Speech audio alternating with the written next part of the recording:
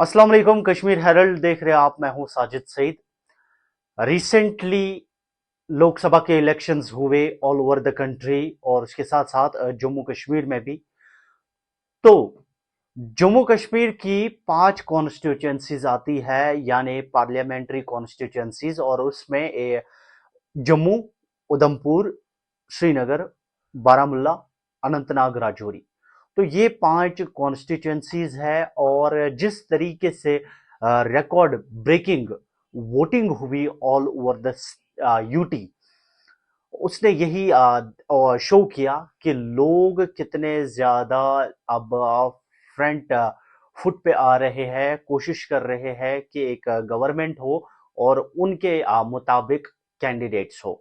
तो जिस तरीके से कंपेनिंग में लोगों ने हिस्सा लिया और जिस तरीके से फिर रिकॉर्ड ब्रेकिंग वोटिंग हुई, उसमें भी यही समझ आ रहा था कि कंपटीशन इतना आसान होने वाला नहीं है।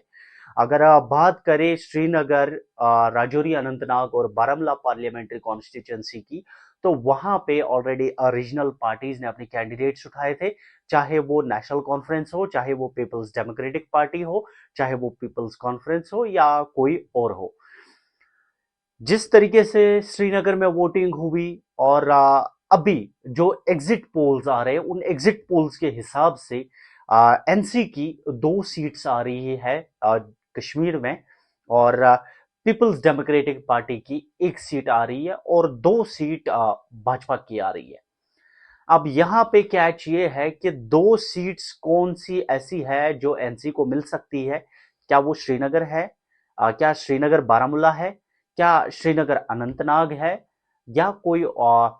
फिलहाल तो यही 3 सीट्स है। लेकिन अगर बात करें एग्जिट पोल्स की, तो जो 2 सीट्स एनसी की बताया जा रहा है, उसके हिसाब से बारामूला और श्रीनगर उनके हक में जाती है फिर, या जा सकती है। लेकिन अगर अनंतनाग वाली सीट की बात करें, तो जिस तरीके का वहां पे कंपटीशन था, चाहे वो महबूबा मुफ्ती थी, या चाहे वो मियां अल्ताफ लारवी थे, या चाहे वो अपनी पार्टी के कैंडिडेट थे, जफर मनास। तो इस तरीके का कंपटीशन हुआ राजौरी अनंतनाग वाली सीट पे। और फिलहाल एग्जिट पोल्स जो दिखा रहे हैं, तो उस हिसाब से यही लग रहा है कि राजौरी अनंतनाग वाली सीट जो है, शायद शायद पीडीपी के हक में जा सकती है। लेकिन अभी इन एग्जिट पोल्स पे भरोसा नहीं किया जा सकता, क्योंकि परसों काउंटिंग होगी और उस काउंटिंग में पता चलेगा कि कौन कैंडिडेट कितने मार्जिन से इलेक्शन जीत जाता है।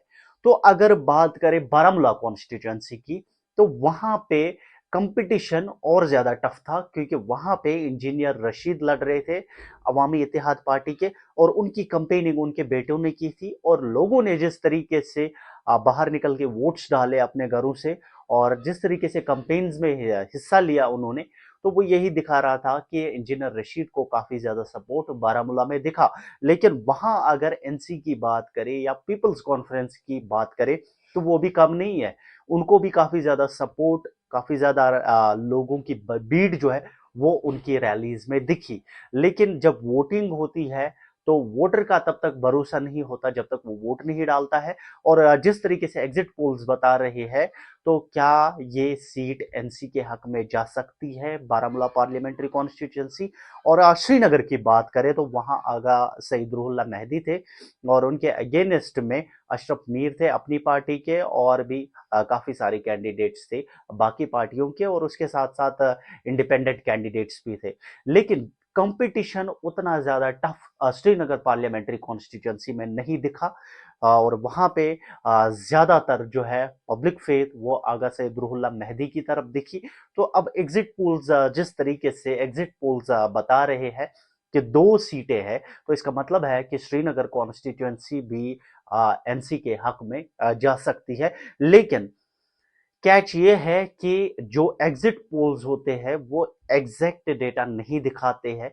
ये तो एग्जैक्ट परसों पता चलेगा, यानी 4 जून को सुबह 6 बजे से काउंटिंग स्टार्ट हो जाएगी, और वहां पे पता चलेगा कि कौन कैंडिडेट जीतता है, कौन कैंडिडेट हारता है, कौन सा कैंडिडेट कितने वोट से लीड करके जीत जाता है, और कितने वोट से अपोजिशन का कैंडिडेट हार जाता है।